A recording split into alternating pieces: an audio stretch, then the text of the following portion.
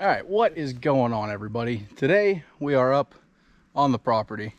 I don't know if you can see in the sunlight or not, but we got a stand right over here, and we are going to be doing a little bit of habitat improvement. So what we got here is two 40-gallon totes. We're going to bury these in the ground and make watering holes. I got a mosquito on my finger, sucking blood out of my knuckle.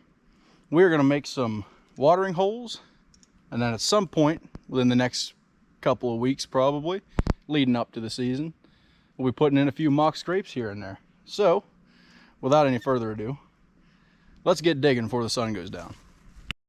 Okay, so while we're digging and fast forward in the background, I kind of just wanted to go over the general idea behind this project. So ideally what it does is gives these deer a place to come in and drink, so it serves as an attractant to our area.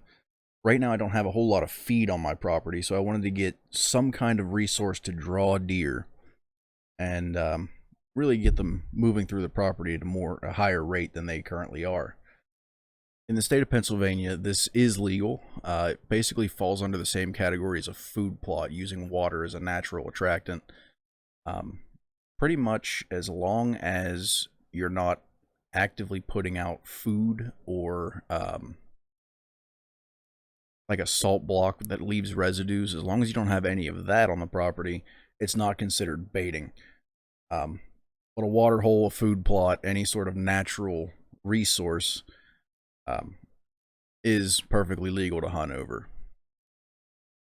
You might want to check your state's regulations if you want to do this for yourself, but at least in the state of Pennsylvania, adding water holes is a perfectly legal and ethical practice on your own property. The plan in the future is to completely move away from any sort of other attractant and basically just put my trail cameras on these watering holes, and once we add the mock scrapes in, we'll be able to use those as natural attractants to bring deer into the area. Whew. All right, so behind me we have our little water hole, and this is based off the idea from Jeff Sturgis at Whitetail Habitat Solutions. So he has a couple of good videos of basically the idea of this, but I wanted to make a video showing, you know, the practical doing of it. And according to him, we're not doing this precisely by the book, so to speak. According to him, you want minimum of 80 to 100 gallons, and we only have 40-gallon totes. But for our area, we get a lot of rain, and there's a good bit of canopy cover. So I figure a little bit of evaporation will be mitigated by the canopy, and we don't have, you know, hundreds of deer drinking out of these things. We just have maybe 10 plus whatever wanders through. We have probably a good 10 resident deer, and then more that wander through as the season progresses. But yeah, he was saying you want to have, in his findings, a little bit of dirt in the bottom.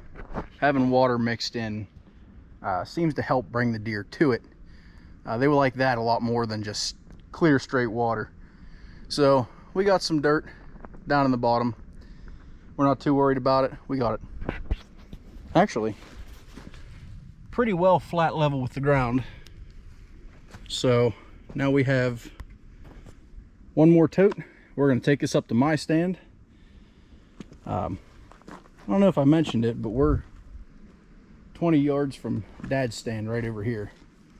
So we have a bit of a natural draw to one of our stands.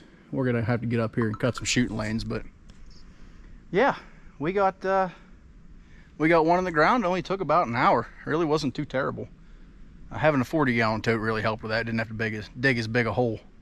So I guess now we're just going to head up to my stand and repeat the process. We're going to let the rain fill this in, because I ain't hauling 5-gallon buckets of water up this hill.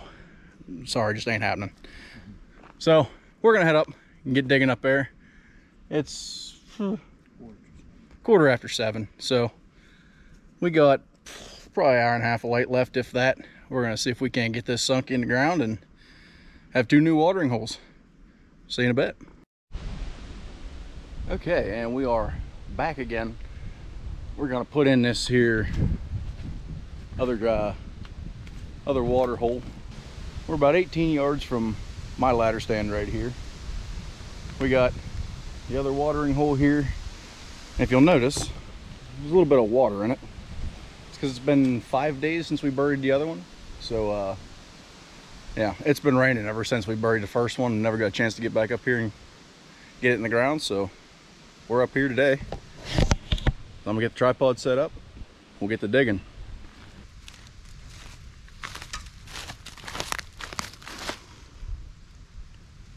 Got a little salamander. Kick him loose here in the leaves over here. And get back to where he's comfortable. All right, so as far as the logistics of this whole project go, basically what we did was go down to the local farm supply store and picked up a couple of feed troughs that happened to be 40 gallons.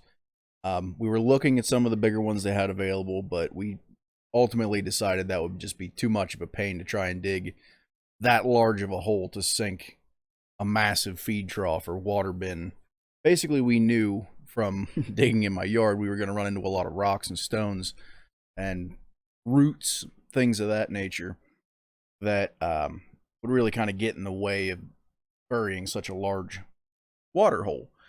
So the other component to this is that we knew we were going to have to dig this by hand. There's just no way. Well, first of all, we don't have any heavy equipment to dig, and there was just no way to get, even if we had, say, a bobcat or a skid steer or something to that effect, there's just no way to get it up the hill. Our trails are way too tight and overgrown, basically, to get any equipment up on the hill to dig with. So we knew we were going to have to do it by hand, and we decided that it would be easier to just bury a smaller tote, plus for the amount of deer that we typically have on trail camera and that we expect to see, with the additional mitigation of evaporation by the canopy, we figured that we'd be fine to get away with 2 40-gallon totes. But it is sort of an experimental thing.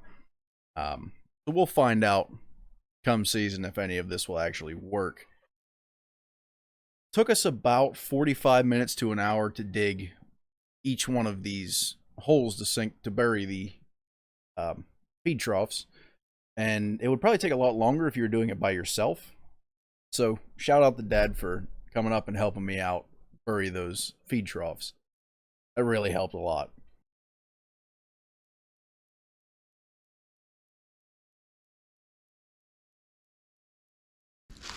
All right, well, we just got this water hole dug.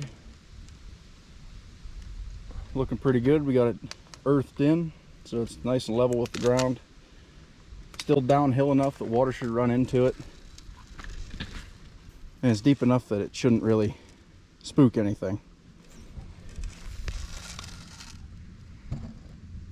Fairly level. Maybe a good spot for some deer to come up, grab a drink. And 18 yards from my ladder stand. Should be a pretty interesting year. I'll leave a link in the description to the Jeff Sturgis video that we got this idea from, just in case you want to kind of get an idea of what we were going for, the idea behind burying watering holes on our property. And while we're up here walking back down, we stumbled across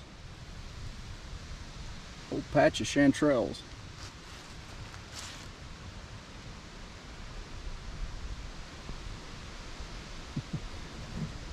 There's even some going up the hill there. So now we got a little snack to go along with all the work. And also, while we're here, I just wanted to give a little update on our first watering hole that we put in 5 days ago.